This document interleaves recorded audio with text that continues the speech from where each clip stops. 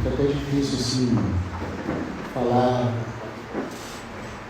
mas que o Senhor tem algo para falar, algo do Senhor no Espírito, mas a medida do sentimento, da adoração, da comunhão de cada um no Senhor é algo tão maravilhoso que a gente fica com aquele sentimento assim que o irmão Delcio dizia, né?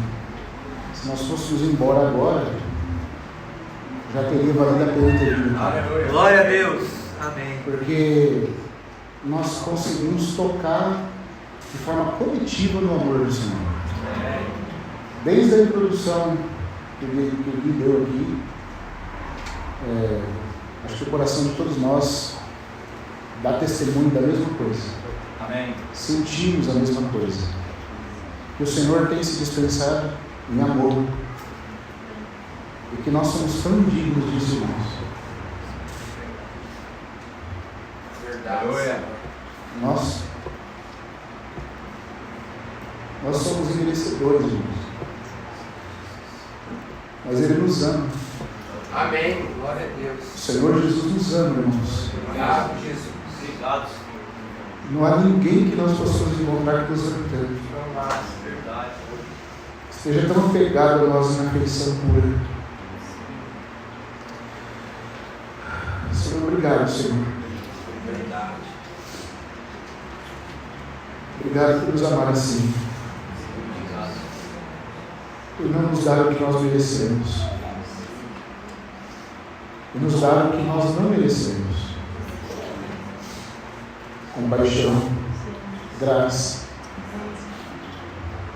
perdão perene, Senhor. Por tocar nossos corações. Não só aqui nesse momento, mas também na convivência, na comunhão uns com os outros. Nós sentimos como um orvalho do céu, uma brisa, um cicio, um vento da tua parte, permeado de amor, de bondade, de algo que nos faz nos quebrantar, Senhor. Obrigado por nos amar assim. Nós te pedimos que o Senhor continue se formando em nós. Continue fazendo o que é teu em cada um de nós. Continue lavrando a tua imagem em nós. Continue colocando, Senhor, da tua natureza, que é boa. Senhor, nós vamos sendo convencidos de que apenas quando nos dobramos a tua vontade que somos felizes. Não é possível ver, Senhor, alguém que nos ame tanto, que queira tanto o nosso bem. O Senhor é fiel à tua palavra, que o Senhor disse: eu farei com eles uma aliança, segundo a qual jamais vou deixar de lhes fazer o bem. Obrigado porque nós desfrutamos disso. O Senhor é bom. Nós dizemos para a tua glória: o Senhor é bom. Amém. O teu testemunho é perfeito. Tudo que é contrário a ti é mentira, Senhor. Só em ti está a vida. Só o Senhor tem palavras de vida eterna. Amém. Nós dizemos como Pedro disse do Senhor, quando o Senhor disse aos discípulos que eles poderiam ir: para quem nós iremos? Se só tu tens palavras de vida eterna. E todos nós aqui temos crido que tu és o Santo de Deus, que deveria vir ao mundo, Senhor. Não há nada maior do que aquilo que o Pai fez, nos dar o seu próprio Filho. Continue então, Senhor, nos edificando nesse momento. Continue se apresentando para nós. Afasta o inimigo e as suas maquinações. Amém. Repreende a ação dele, Senhor. Glorifica o teu próprio nome.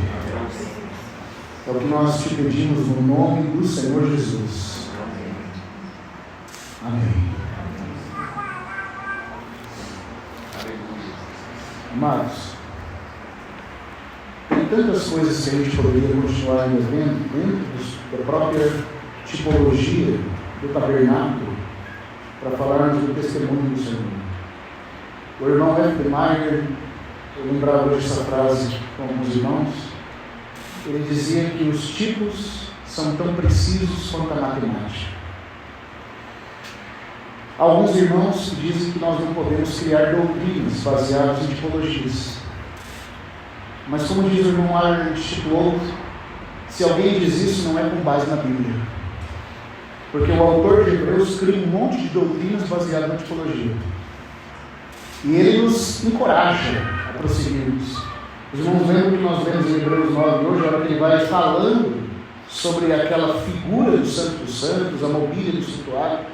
E ele diz assim: destas coisas nós não podemos agora falar detalhadamente. O que indica claramente que o Espírito Santo tinha muito o que falar ainda, mas não ia caber em uma epístola só.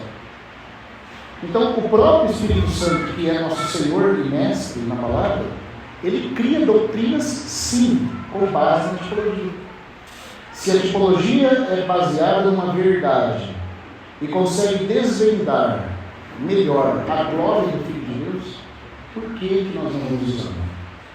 Então, há muitas coisas no tabernáculo que a gente poderia falar, mas o tempo aqui ainda com os irmãos é curto e também não podemos falar detalhadamente de tudo. Então, por causa do que nós estamos falando hoje sobre aquela obra interior do Senhor no nosso espírito, para que possa se conter ali Cristo como o testemunho de Deus, e do nosso espírito o Senhor conseguir passar e se expressar por meio de nós, nos tornando sua casa, a tenda do testemunho e o santuário da morada do testemunho do Senhor. Porque nós estávamos falando disso. Eu penso talvez em a gente avançar um pouquinho mais para frente, sair um pouquinho do tabernáculo e nós podemos meditar um pouco no que aparece também em figura, mas agora dentro do templo de Deus. No livro de 1 Reis, capítulo 6. Alguns irmãos que aqui sabem que eu tenho viajado em alguns lugares, com os irmãos de Penápolis que me acompanham. E o Senhor tem dado um encargo no meu coração, para a minha própria vida e para mim, para a comunhão com os irmãos, de estudar o assunto da edificação da casa. De meditar nisso, compartilhar com os irmãos. E em Maringá, eu estive com os irmãos ali, a gente ficou só nas partes externas da casa. Né? Nós falamos sobre o ano, o mês, as medidas, a largura, o comprimento, a altura. Falamos do pórtico e das colunas. Nós não entramos para dentro. Mas como nós estamos, de acordo com o sentimento que o Senhor tem dado, falado de algo interno no nosso espírito, então agora eu queria considerar com os irmãos a edificação interior da casa de Deus. Nem de longe eu quero exaurir esse assunto e falar que nós vamos ver tudo, nós vamos só pincelar. Mas algumas coisas, então nós não podemos dizer assim, ao ler o texto de 1 Reis capítulo 6, nós vamos tentar ver quais são as qualidades que Cristo quer achar no nosso espírito, para que Ele se sinta à vontade no nosso meio, porque é o que nós queremos, não queremos? Amém. Nós não queremos que o Senhor esteja à vontade no nosso meio, que Ele possa reinar soberano e absoluto no nosso meio, que Ele possa entrar nessa casa interior do nosso espírito, e se sentir não um visitante, mas o dono da casa. Irmãos, isso é maravilhoso. Porque na verdade, a gente chegou, o irmão André estava falando para nós uma noite, nós não temos opção em deixar de sermos servos. Ou nós somos servos do pecado, da carne e de Satanás, ou nós vamos ser servos escravos do Senhor. Mas você não tem como ficar sem ter um amo. Alguém vai governar sobre você. Tem como falar assim, não, ninguém reina sobre a minha vida. Se você quiser ser independente, você já é alguém escravo da sua própria carne. A possibilidade maravilhosa, todavia, é que nós temos a opção de sermos escravos do amor. E não há escravidão melhor, irmãos. Quando Cristo se torna cada vez mais Senhor da nossa vida, mais livre de verdade nós somos. Então, para que Ele se sinta à vontade no nosso meio, para que Ele tenha uma casa interior que realmente satisfaça o seu coração, porque é isso que uma casa é. Quando um homem chega cansado do seu trabalho, de uma viagem externa, e ele entra na sua casa, ele quer encontrar conforto. Ele quer encontrar, na verdade, na sua casa, a projeção das coisas que agradam o seu coração. Que triste é alguém chegar numa casa e não poder mexer nela, não poder tirar nada do lugar, não é? Não encontrar nada que possa ser um reflexo das alegrias interiores da sua alma.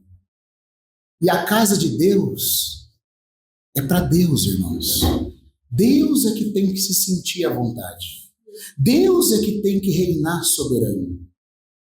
E existe uma parte dessa casa mais interior, onde Deus mandou fazer certas coisas para que ele se sentisse à vontade. É isso que eu queria considerar um pouquinho com os irmãos, abrindo o texto de 1 Reis, capítulo 6.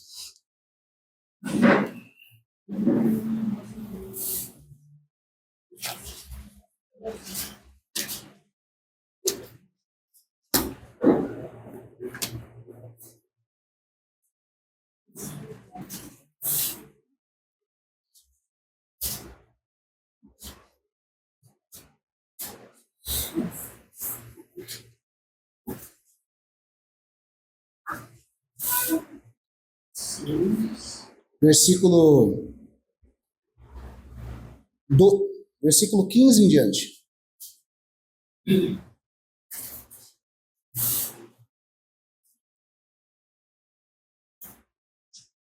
Vamos ler do 15 até o 19.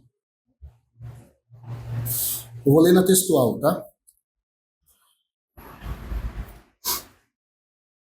Lembra, aqui é o aspecto interior da casa, ou seja, o que Deus quer fazer no interior dos santos, para que a arca se sinta à vontade. Porque nós estamos falando da figura do Senhor Jesus representado na arca. E o repouso da arca é o repouso de Deus.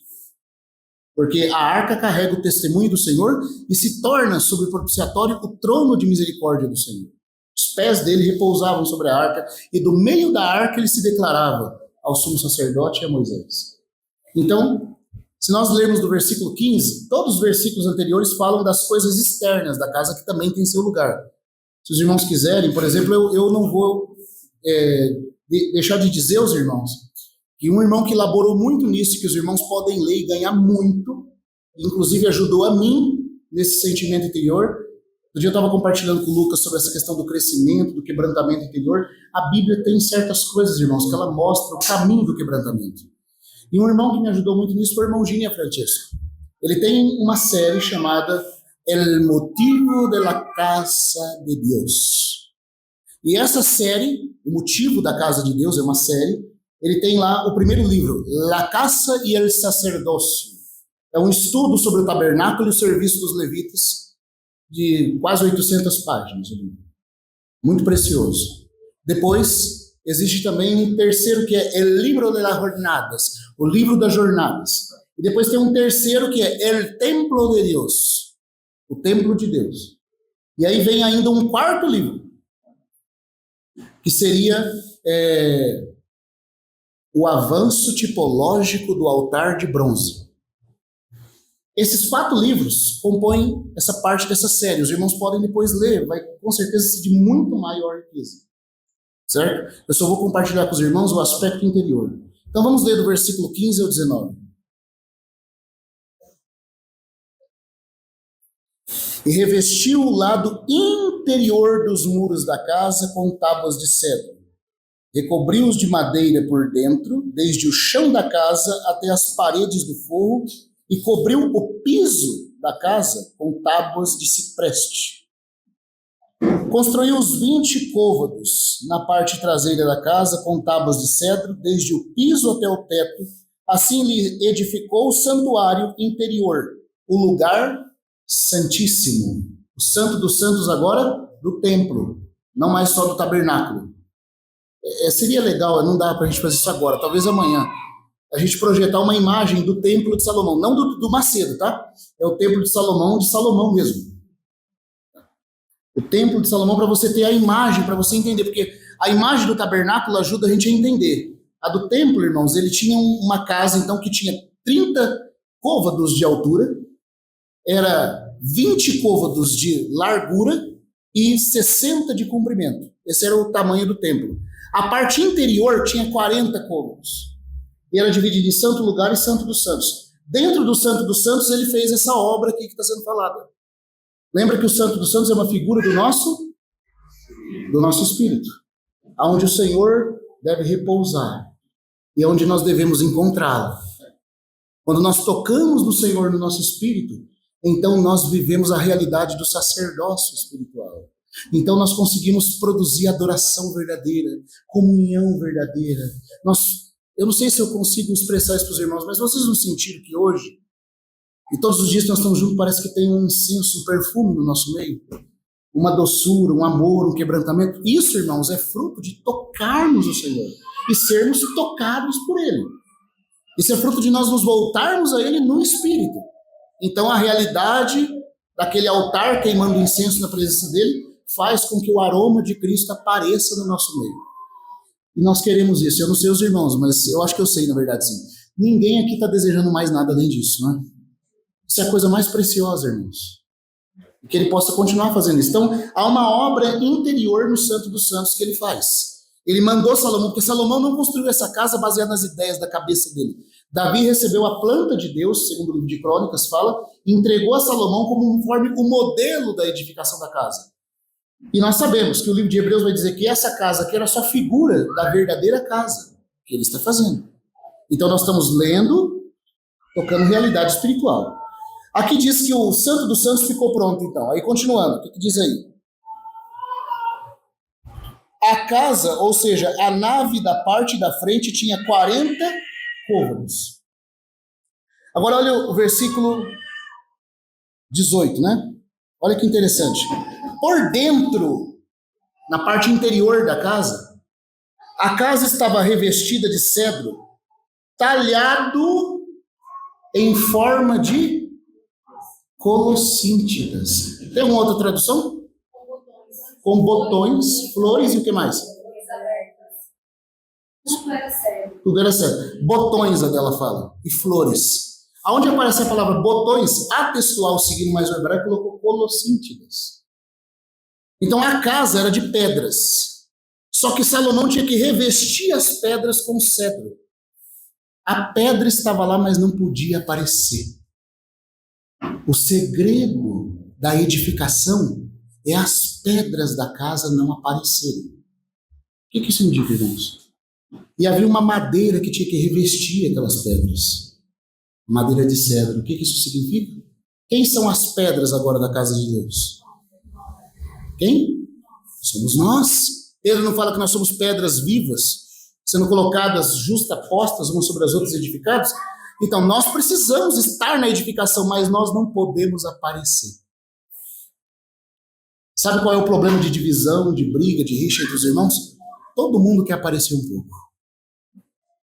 Nós não podemos aparecer. As pedras têm que ser revestidas, ficar escondidas atrás das madeiras. O que fala madeira, irmão? O que é o cedro? O que é a madeira que Salomão revestiu a casa? A humanidade do Senhor Jesus, ressurreto, crucificado e ressurreto. Nós precisamos ficar atrás de Cristo o tempo todo. Deus nos quer, certo? Mas Ele não nos quer aparecendo. Ele nos quer atrás de Cristo, irmãos. Irmãos, que precioso que Deus possa nos revestir com Cristo. Amém. Que maravilhoso quando Daniel não aparece. Que lindo que é. Que lindo que é. A percepção que o Gui teve aqui, que recebeu os irmãos e recebeu o próprio Senhor. Por que essa percepção está no coração dele? Por ver que o Luquinha, que o Igor, que a Maiara, que o André, que a Tainara, que foram lá agora à tarde, que o Gabi, que os irmãos que estão lá, o Paulinho, o Laís, o Jorge, a Nath, não estão lá baseados em si mesmos. Por que é possível o amor? Porque os irmãos estão cobertos com Cristo. Os irmãos estão lá, o Lucas está lá, mas não é o Lucas que está aparecendo. Pelo menos não é o Lucas que o Guilherme está vendo. Quando o Guilherme recebe o Lucas na sua casa, e essas pedras são postas juntas, só aparece a madeira. Amém. Aleluia, irmãos. Esse é o segredo da bênção. Não apareça. Que seja Cristo o tempo todo e não você. Então vai haver edificação. Então Salomão revestiu as pedras com cedro, a parte interior. Mas olha que interessante, irmãos. Não basta só revestir com cedro, tem que ser feito um entalhamento. O que é entalhar a madeira? É incrustar nela. É forjar nela uma imagem. E olha que interessante. Queria chamar a atenção dos irmãos para esse ponto. A tradução da irmã Dani fala botões. Você sabe, a textual usa a palavra colossíntida. Você sabe o que é uma colossíntida? É uma espécie de planta de aboboreiras. Hã? Não ajudou muito, né? Irmão.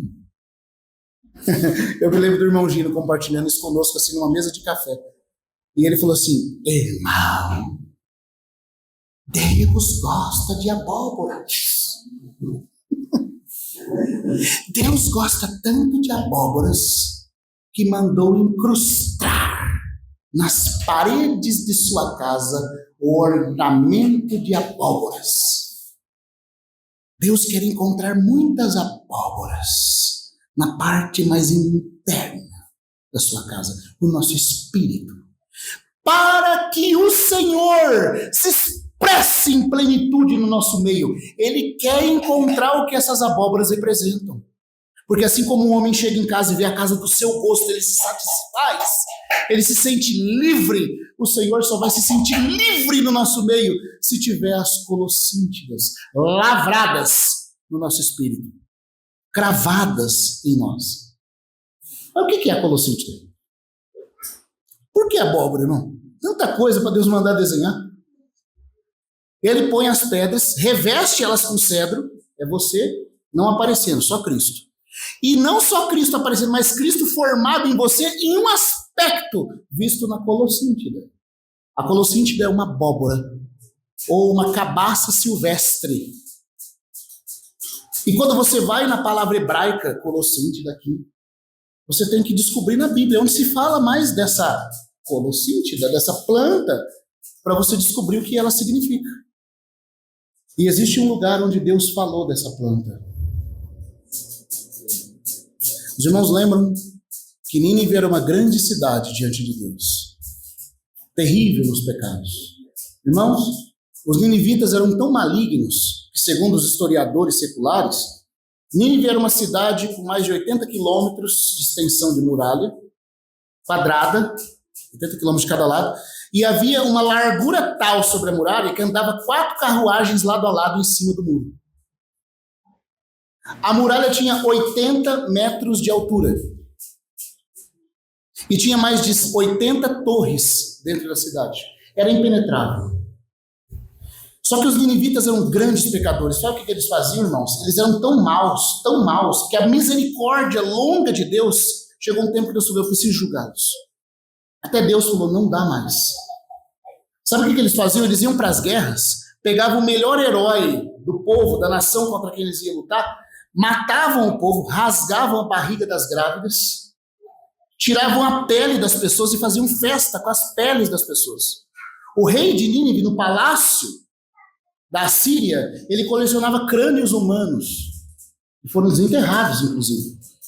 E mais, ele pegava o herói daquele povo e espetava ele numa coluna de mais de 100 metros de altura e deixava ele agonizando, morrendo, só para impor medo na cidade que ia conquistar e falar: nós vamos fazer isso com vocês, não esperem menos.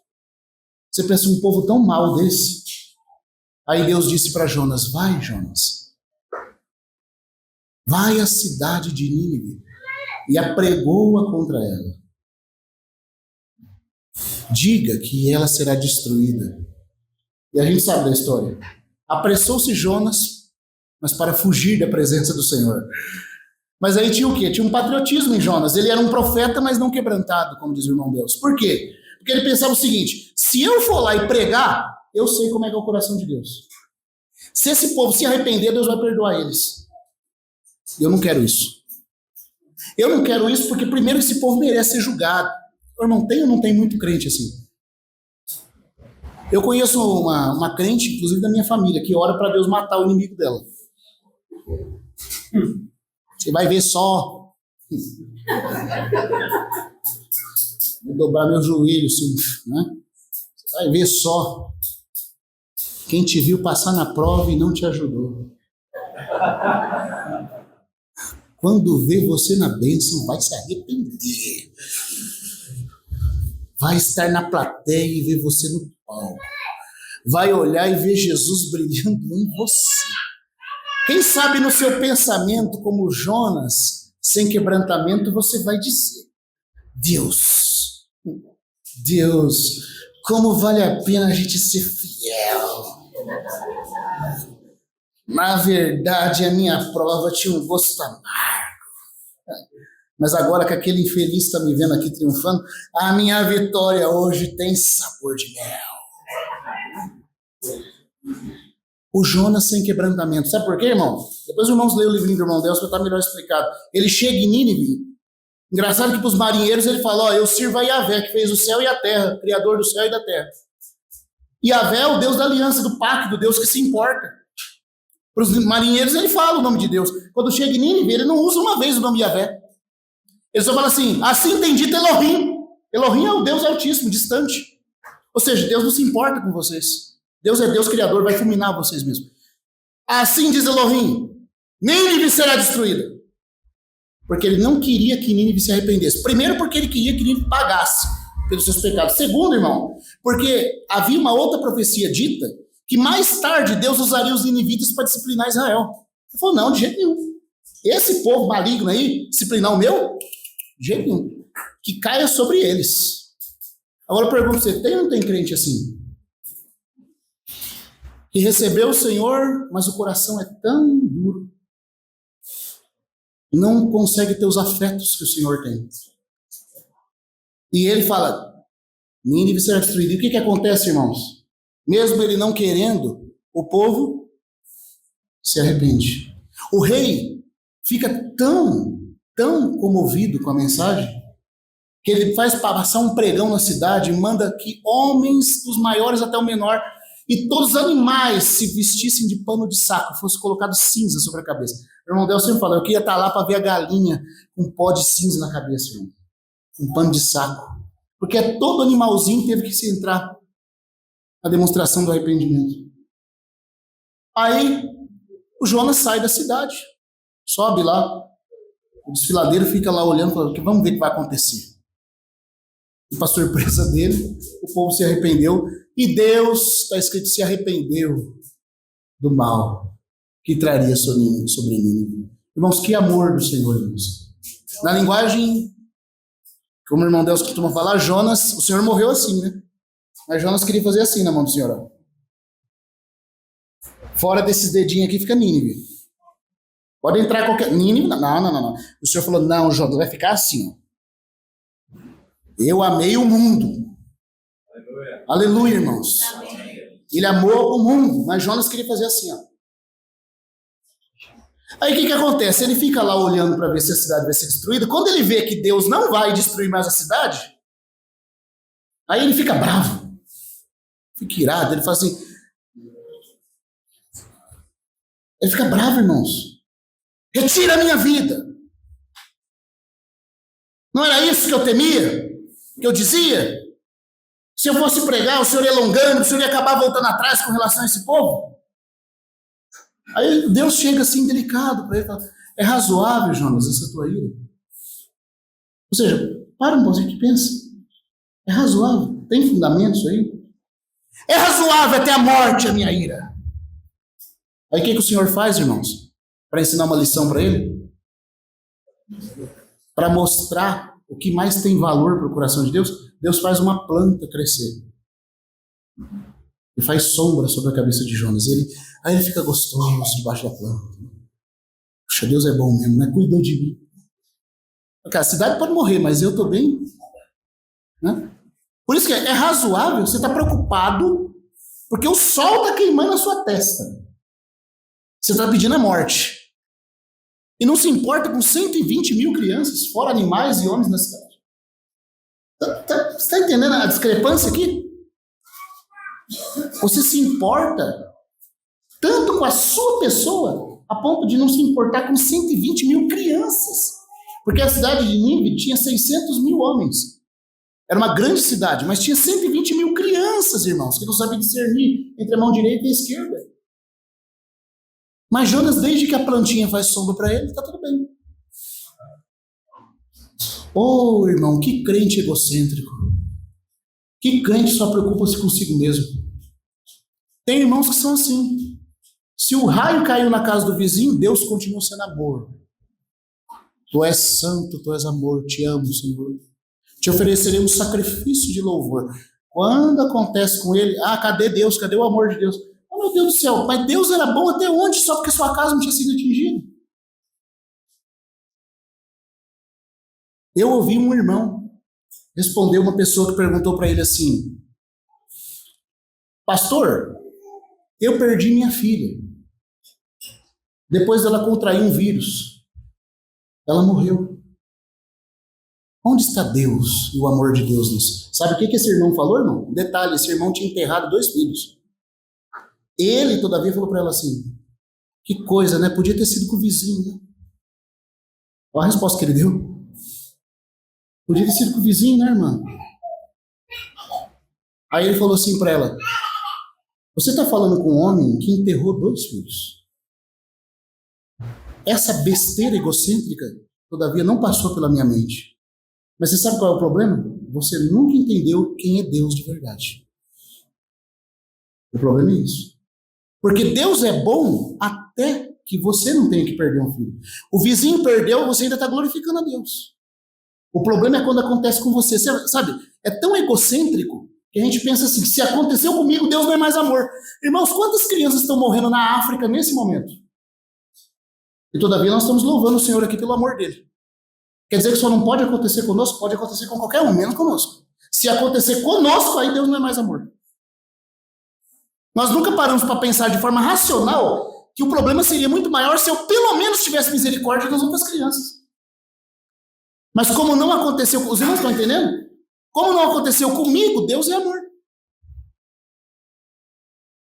E esse pastor falou para ela: se tivesse sido com o vizinho, estaria bom, né? Deus continua sendo amor. Então Jonas, ele estava tão preocupado com ele mesmo, irmão, que nem para se preocupar com as crianças. E Deus falou assim: é razoável a tua ira. Aí ele responde, né? É razoável até a morte. E a plantinha vem, cresce, faz sombra na cabeça dele.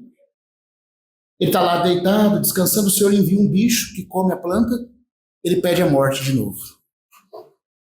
Aí o Senhor fala: é razoável a tua ira, Jonas? Por quê? Ele fica indignado com o quê? Por que o Senhor matou a plantinha que não te fez nada? Ele está se preocupando com a planta, irmão. Que ele não fez crescer, ele não cuidou.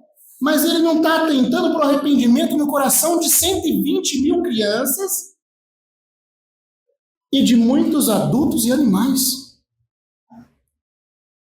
É razoável a tua ira, Jonas? Deus fala assim para ele: você tem misericórdia de uma planta que não te custou nada. E nem para parar e pensar em 120 mil crianças que não sabem discernir entre a mão direita e a esquerda, e também de muitos animais, o livro de Jonas acaba. Sabe, irmão, sabe, essa palavra, a planta que aparece ali é uma colossíntida. É a mesma planta que Deus mandou lavrar na parede do templo. Sabe do que fala a colossíntida? Do valor que Deus dá ao arrependimento.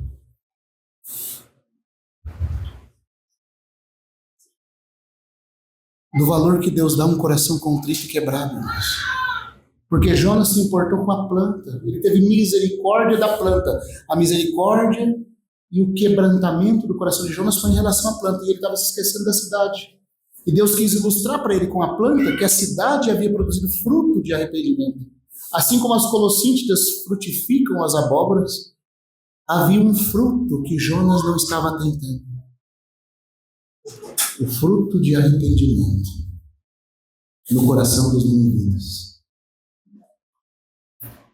Sabe o que é a colossíntida, irmão? Um coração arrependido. Um espírito contrito. Para um espírito contrito, Deus nunca olha com indiferença. Eu queria dizer para os irmãos, Sabe o que tem feito muitos irmãos perder a bênção do Senhor? Conforme o Senhor vai abençoando eles vão esquecendo a humildade e o quebrantamento.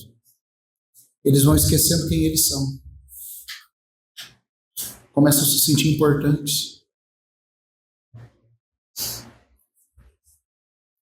Quem vive diante de Deus de verdade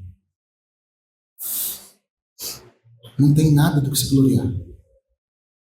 Só do que se arrepender. O tempo todo. Quanto mais nós andamos com Deus de verdade, o sentimento primeiro que vai surgir no nosso interior, lavrado em nós, é um coração contrito e quebrantado. O que diz em Salmo 51? Vamos ler lá? Por isso Deus mandou que na parte mais interior da sua casa houvesse lavrado uma colossíntida. Porque Deus quer encontrar no nosso espírito quebrantamento e arrependimento. Nós temos muita coisa do que nos arrependermos.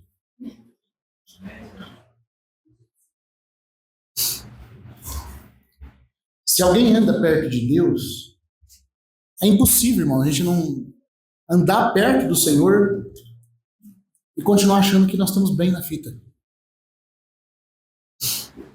Que está tudo legal. A condição para Deus se sentir à vontade, a primeira condição, é um espírito pobre e contrito. Por isso que também no Sermão do Monte, vamos lá em Salmo 51, mas nós vamos continuar aqui. O que está escrito no Salmo 51? Quando Davi ora, o que ele diz aí no versículo... Deixa eu achar aqui. Acho que os irmãos até já sabem que versículo eu vou falar. Salmo 51.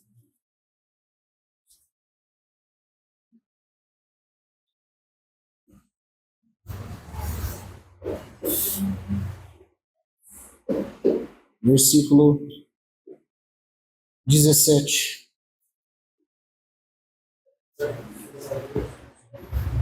Salmo 51, 17. O sacrifício agradável a Elohim é o espírito quebrantado. Ao coração contrito e humilhado, não desprezarás tu, ó Deus. Deus, por causa da sua natureza, ele não resiste a um coração arrependido. O coração arrependido, irmãos, é como o vale. O orgulho é como a montanha. Quando chove, a água sempre desce para o vale mais baixo. Quanto mais baixo a gente estiver, mais a chuva vai nos alcançar. Se nós estivermos orgulhosos ou soberbos em alguma coisa, nós estamos altos. Não tem como receber a chuva do Espírito. Tem muitos irmãos orando, falando de avivamento, avivamento, avivamento. Sabe como é que começa o avivamento, irmão? Com arrependimento. E não é um arrependimento de um pecado específico, não é isso, porque preste atenção, o texto de Reis não está falando para colocar uma colossíntida ali, é para lavrar na parede. Quando você lavra uma coisa na parede, aquilo fica fixo ali. O que Deus quer dizer com isso? O estado do nosso espírito tem que ser de arrependimento. Eu tenho que viver uma condição de humilhação diante do Senhor. Não é um sentimento de arrependimento aqui, e quando saio daqui eu vivo me gabando, ou ensoberbecido, ou tendo jactância em alguma coisa. É um estado, irmãos, de arrependimento. É uma condição de quebrantamento. É um senso de que eu não mereço, de que eu não sou digno. Esse é o primeiro nível para que a arca possa repousar tranquila dentro da casa. Se nós não tivermos... Porque assim, a gente pode até falar, irmão, que a gente se arrepende, mas sabe qual é o nosso problema? A gente se arrepende de um pecado específico agora, daqui a pouco a gente vive de qualquer forma. A maioria dos lugares onde diz que o Espírito Santo está derramando, está tendo avivamento, os crentes estão lá chorando, igual aconteceu naquela escola nos Estados Unidos, lá, naquela universidade. Durou quantos dias aqui, irmão? Parece que durou mais de um mês, eu não tenho certeza. Mas acabou. E por que na nossa vida a gente prova até umas gotinhas assim de visitas do Espírito Santo, mas o negócio para? Porque nós não temos a colossinte lavrada no interior. Você sabe que lavrar é uma questão de incrustar, é de talhar. Tem que ferir a parede com aquela marca. E sabe o que isso fala, né, irmãos? O que é incrustar na linguagem espiritual? É a cruz. É a cruz tirar a jactância do nosso coração. Nos colocarmos num estado de humildade. Está entendendo? Não é um momento de humildade. Deus quer lavrado na parede. Porque quando ele vai no Santo dos Santos, não é para fazer visita. É para morar lá. E ele quer olhar nas paredes e ver isso o tempo todo presente. Sabe, essa é a diferença. Você pega, por exemplo, o avivamento dos irmãos da Morávia. Quantos anos durou? 100 anos. Irmãos, e eles abalaram o mundo inteiro. Agora, por que um avivamento começa hoje na universidade e não dura um mês? Porque falta um estado de quebrantamento. Tem arrependimento específico desse ou daquele pecado. Se arrepende da fofoca feita, se arrepende de ter falado mal, se arrepende de ter obedecido, mas não tem um estado de arrependimento. Nós temos que pedir misericórdia ao Senhor, para que Ele produza, irmãos, esse senso dentro de nós. Para que Ele nos leve a isso. E então nós vamos provar a visitação permanente de Deus. Nós vamos provar, irmãos, uma plenitude de amor, de graça do Espírito Santo, de edificação genuína no nosso meio, de uma forma que a gente nunca provou. Queira o Senhor, irmãos, eu queria ter capacidade de impressionar vocês com isso, mas queira o Senhor fazer o nosso coração ter essa realidade. De nós sermos irmãos que vivem humilhados na presença do Senhor. Ele quer, irmãos, isso agrada ele, se sente à vontade. Sabe por quê? Nós não temos ideia de quanto a nossa alma é jactanciosa, soberba, independente. O Senhor, irmãos, é o epiteto do amor, da singularidade, da delicadeza. O Senhor dá uma ordem e nós retrucamos com o Senhor. Esse retrucar nosso com o Senhor, essa nossa prepotência, nossa cabeça erguida, faz com que Ele não tenha satisfação no nosso meio. Ele quer ser obedecido. Ele é delicado, irmãos. Ele quer que com um toque dele nós já sintamos e nos curvemos. Ah, irmão, para isso. O que está escrito em Pedro? Deus resiste ao soberbo, mas ao humilde Ele concede a sua graça. Todo mundo fala de avivamento, queremos avivamento, né? Cantamos igual o Fernandinho. Trabalha a tua Shekinah sobre nós, não conseguiremos ficar de pé. E canta, e vem avivamento, e vem Shekinah, e não acontece nada. Sai dali, vai para casa, continua a mesma coisa.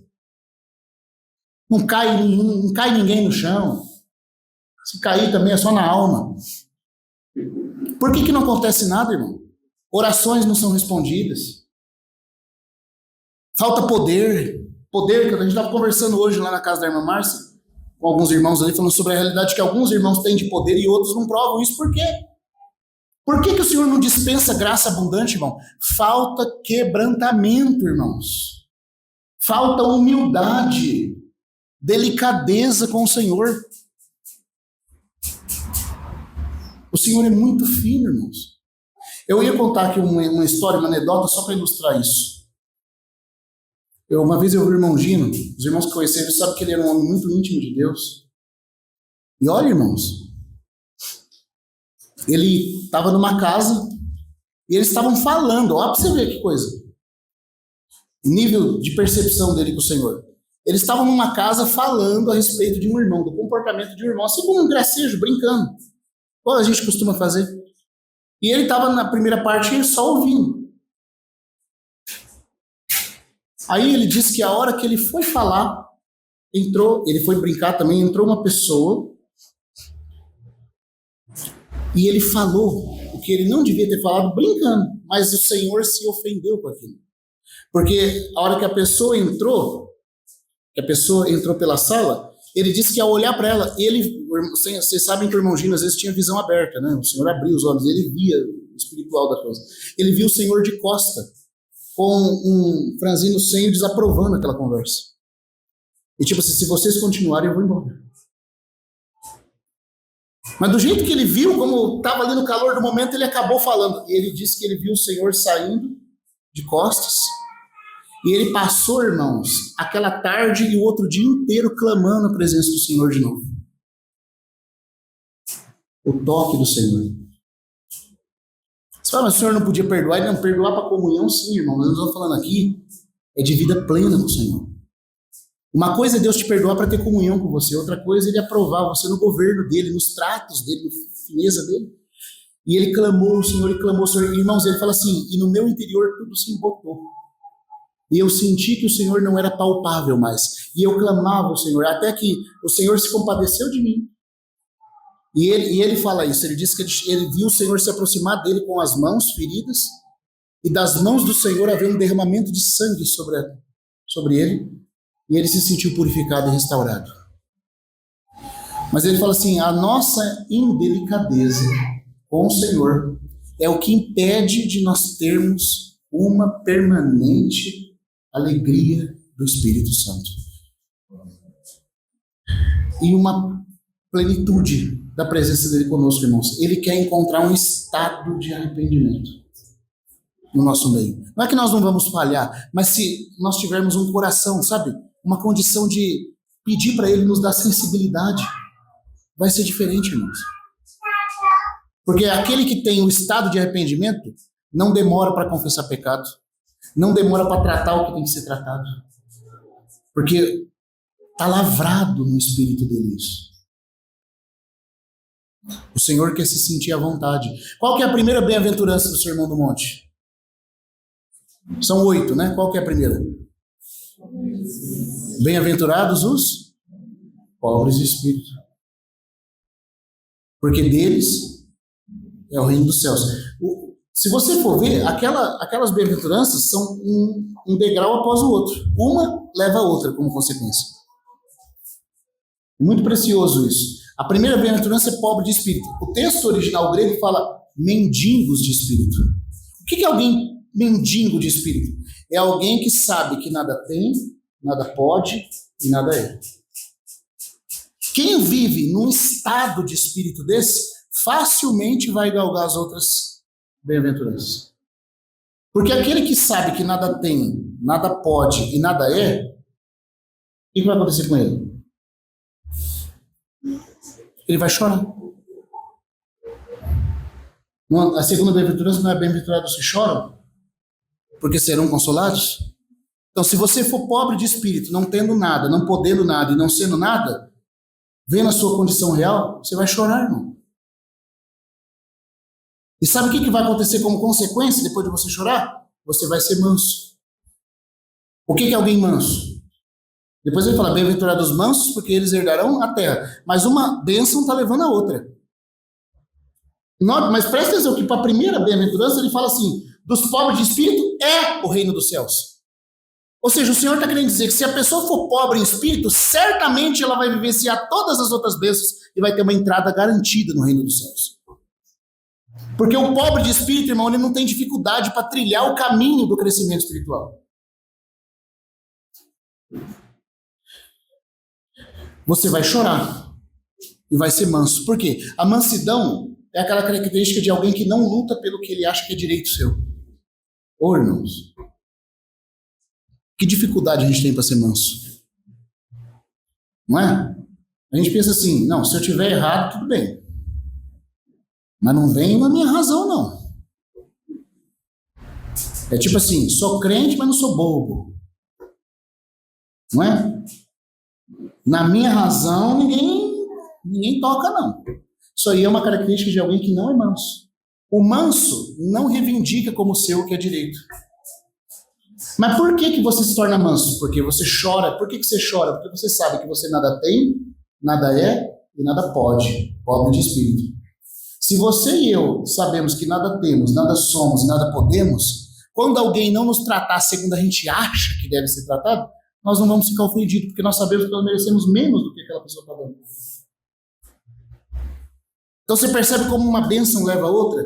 O pobre de espírito vai chorar, vai chorar pela sua própria condição. E quando alguém destratar ele, ou não dá o que ele merece, que ele julga merecer receber, ele não vai pelejar.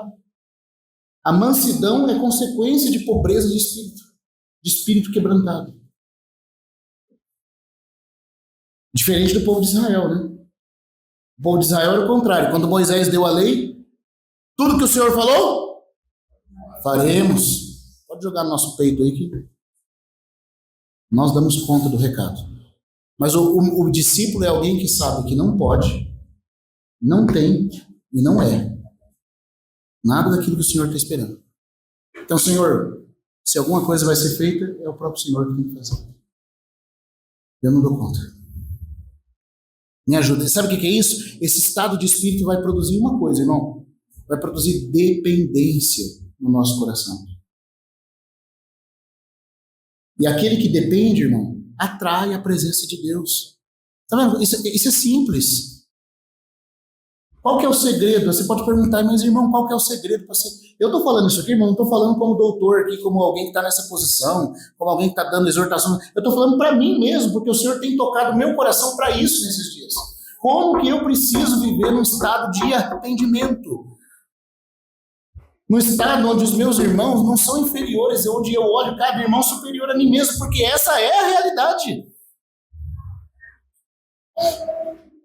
Porque, irmão, quando você olha para um irmão com desprezo, eu queria perguntar para você, quem que julgou que aquele irmão é importante? O Senhor. E como que você, sendo isso que você é, diz que aquele irmão não tem importância? Se o Senhor considerou aquele irmão importante, com todos os defeitos e problemas dele, quem sou eu? Quem sou eu? É como o Gui estava falando aqui. Quem sou eu para julgar que aquele irmão não tem importância? Que aquele irmão não é superior a mim? A questão é, a vontade do Senhor repousa naquele irmão. Então, pronto. Aonde há um espírito de quebrantamento, aonde há um senso de humilhação na presença do Senhor, ali o Senhor se faz presente. E não só presente, ele enche essa pessoa e esse grupo de irmãos. Vamos voltar lá no texto de 1 Reis, capítulo 6.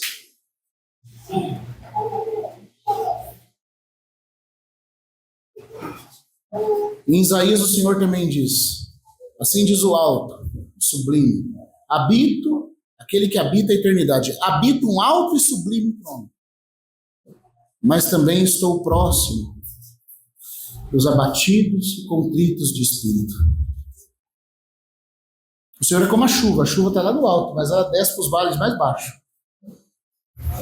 Quanto mais a gente se humilhar, irmãos, quanto mais nós nos humilharmos, esse é o segredo da bênção espiritual.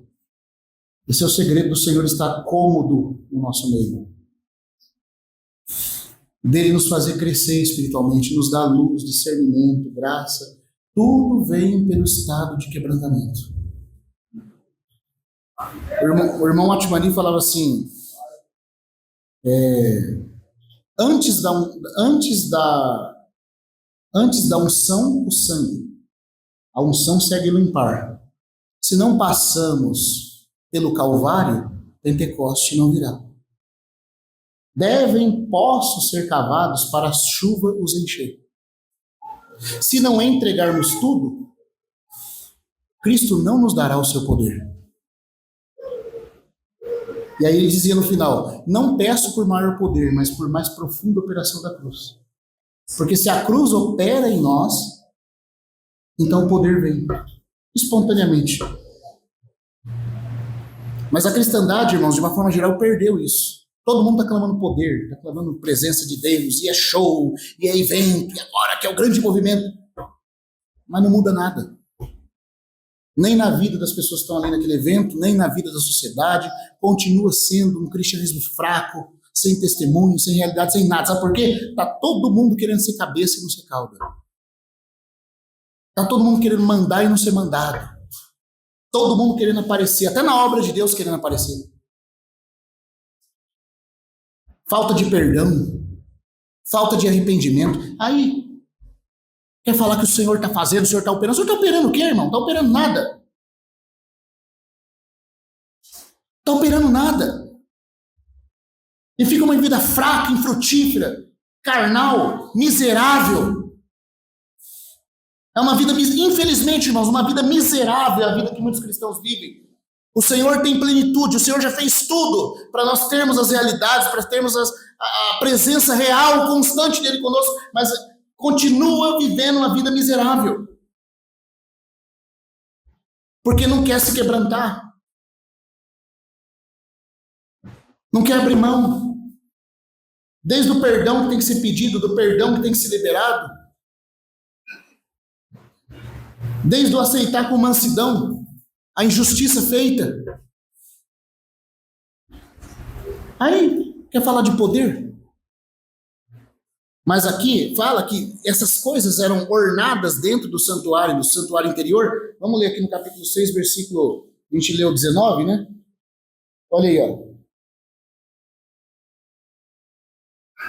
Opa, peraí. Toda hora eu estou abrindo outro livro aqui.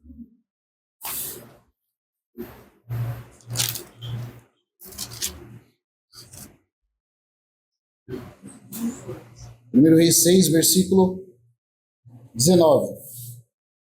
Por dentro da casa estava revestido de cedro talhado em forma de colossíntidas de flores abertas. Tudo era cedro, nenhuma pedra se via. Então as pedras não aparecem. E ele continua. Então preparou por dentro o santuário interior ao fundo da casa para colocar ali a arca do pacto de Yahvé. Ou seja, o santuário interior é preparado, as paredes são lavradas para que a arca possa estar lá dentro. O que isso fala, irmãos? De habitação plena do Senhor Jesus.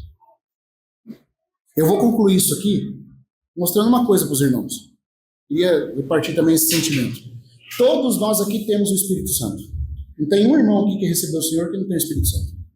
Agora, a habitação plena do Espírito Santo, praticamente eu acho, irmão, sendo bem sincero, quase nenhum de nós aqui tem. Se é que alguém tem. Eu sei que eu não tenho. E eu sou verdadeiro dizer para os irmãos, eu não tenho habitação plena do Espírito Santo. Oi? Não. Estou sendo sincero aqui. Eu acho que todos nós somos sinceros aqui, nenhum de nós sabe o que é a habitação plena do Espírito Santo.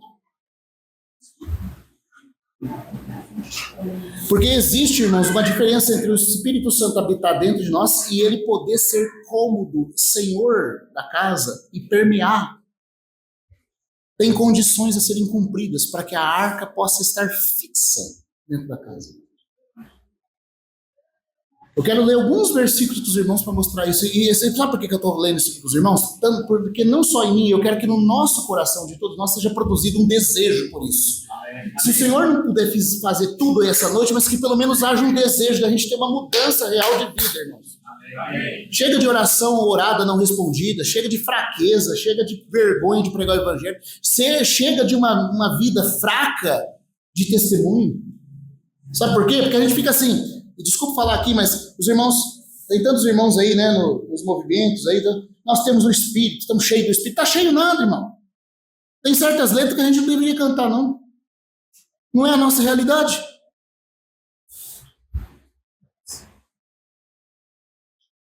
Tem um cântico que os irmãos gostam de cantar muito, né?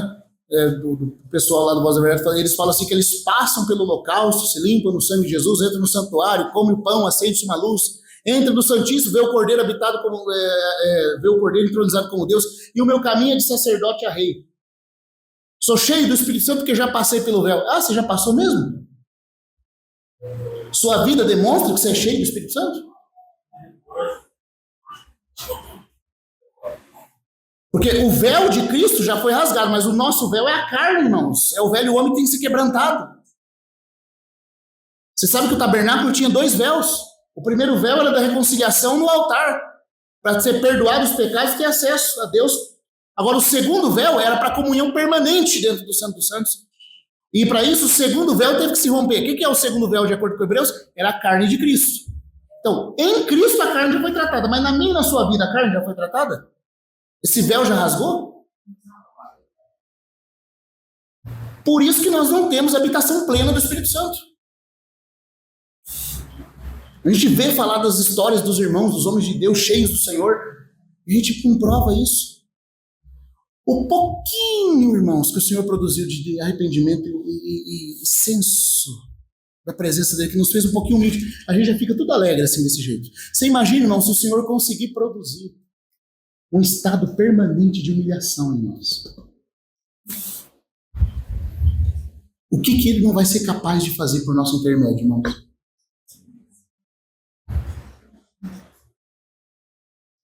Todo mundo fala assim, não, mas o Espírito Santo está na vida de todo aquele que creu. Ele está, mas está trancado dentro do seu espírito. Ele não tomou posse da sua alma e ele não é uma arca cômoda no Santo dos Santos. E não há realidade lavrada no seu interior. Sabe por quê? Porque tem condições, irmãos. Para que o Espírito enche uma pessoa, tem condições a cumprir. Por exemplo, aqui no... Vamos lá. Vamos ver alguns desses aqui. Ó. João capítulo 15.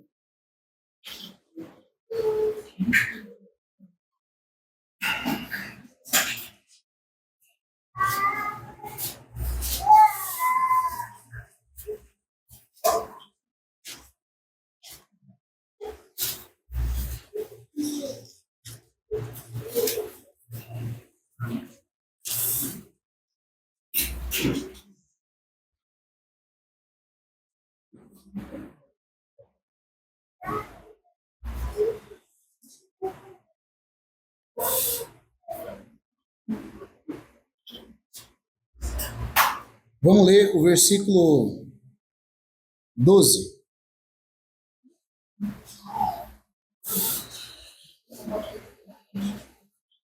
Este é o meu mandamento, que vos ameis uns aos outros. Assim como vos amei. Ninguém tem maior amor que este, que um ponha sua vida por seus amigos, ou que dê a alguém sua vida pelos seus amigos. Agora, olha só, a condicional de Deus. Vós sois meus amigos, se fazeis o que vos mando. Amor salvador Deus tem por todo homem, por cada crente. Mas amor de amizade e intimidade espiritual, compromisso, lealdade de amigo, o Senhor só tem com quem é seu amigo. E só é amigo de Deus, gozando de uma intimidade com Ele, quem obedece os seus mandamentos. Mas o que isso tem a ver com o enchimento do Espírito Santo? Então vamos ver outro também aqui, ó. Capítulo 14.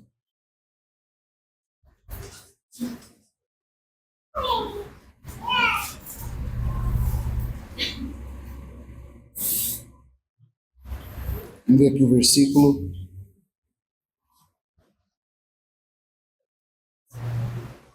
Versículo 23. Olha o 23, irmãos. Respondeu Jesus e disse-lhes: o que me ama, minha palavra guardará. Quer dizer, se você não guarda a palavra, não obedece a palavra, não submete a palavra, você é mentiroso se você está dizendo que você ama o Senhor. Jesus está dizendo que você só ama Ele se você obedece Ele. E se você amá-lo e obedecê-lo, é si, o sis de Deus. O irmão G. Galani fala do sis da Bíblia. A gente teria que fazer um estudo sobre o sis, as condicionais de Deus. Se alguém me ama, guardará a minha palavra. O que está escrito aí? O que mais? E meu Pai o amará. Mas o Pai já não ama? Mas você vai ver que o amor aqui não é um amor de salvação. É um amor de amizade, irmãos. É um amor como aquele amor que Abraão gozou.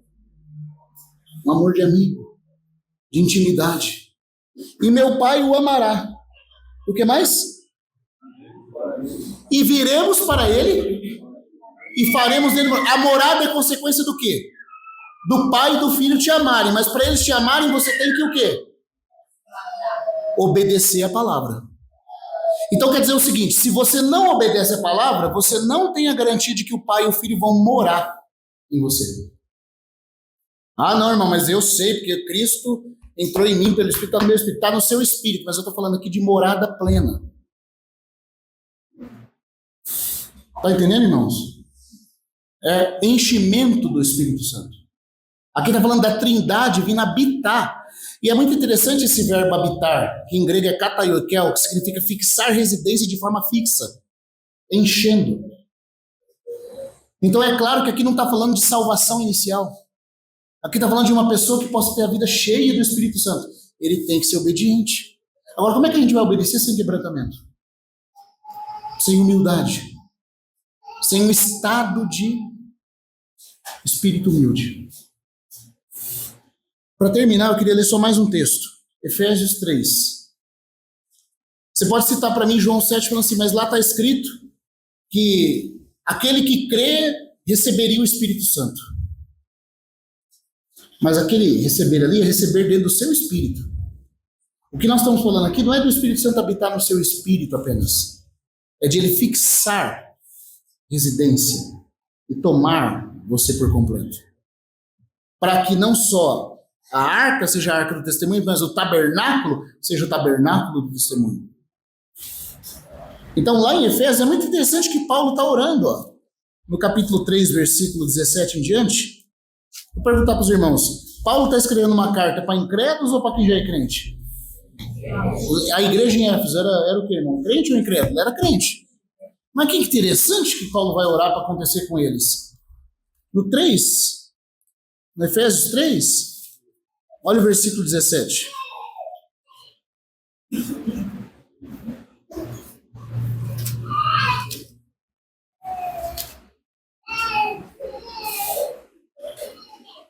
Está dito aí, ó.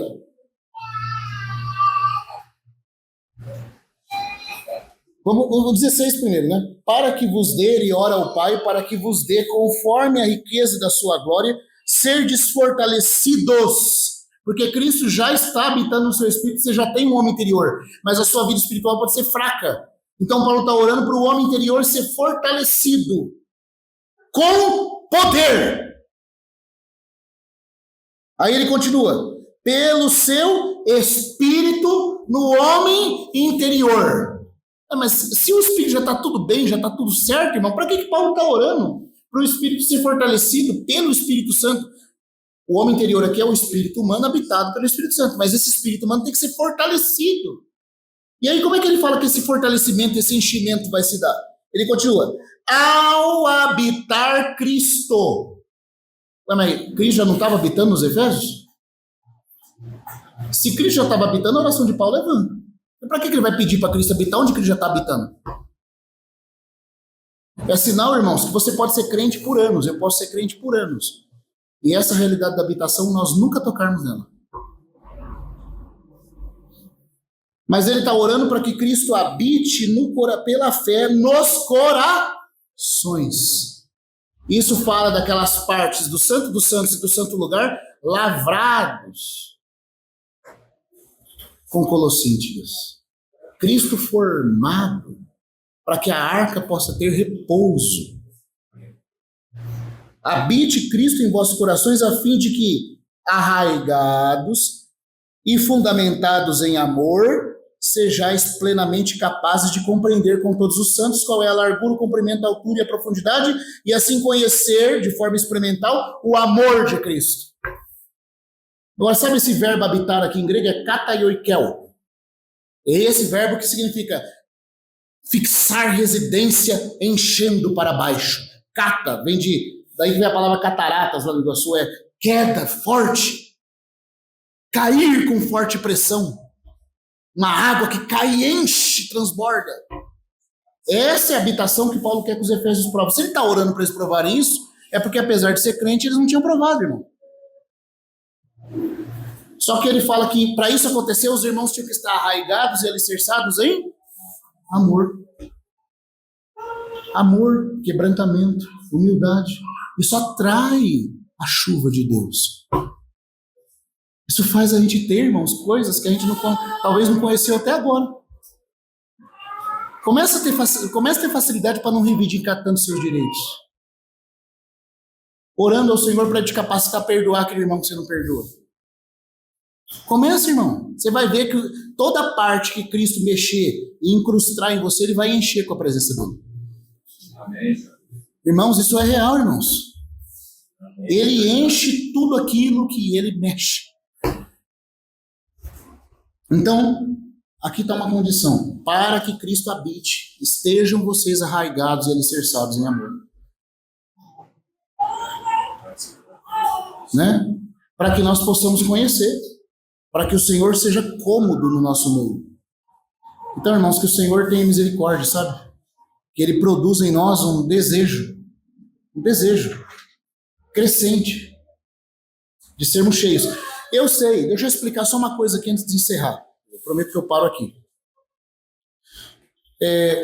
O irmão G.H. Lang, falando sobre o enchimento pleno do Espírito Santo, ele coloca esses versículos falando que é uma condicional. E ele diz, num livrinho até que o irmão Deus publicou, que o crente pode ser salvo sem ser habitado pelo Espírito Santo.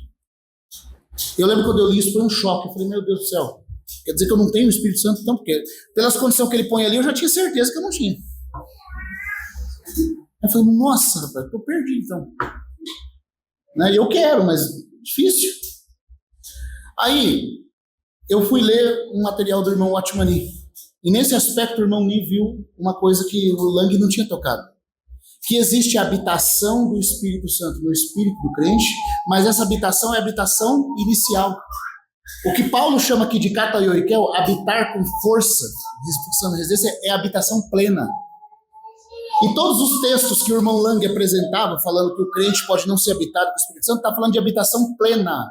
Então vamos dizer assim, o espírito de habitação, a habitação plena de Cristo, fazendo coisas em nosso meio. Irmão, deixa eu perguntar, só se esse pouquinho que a gente tem desfrutado aqui é maravilhoso, você imagine quando o Senhor começar a operar dons, quando o Senhor começar a operar profecia, edificação mútua no nosso meio. Quem não quer isso, irmão? Você não quer isso?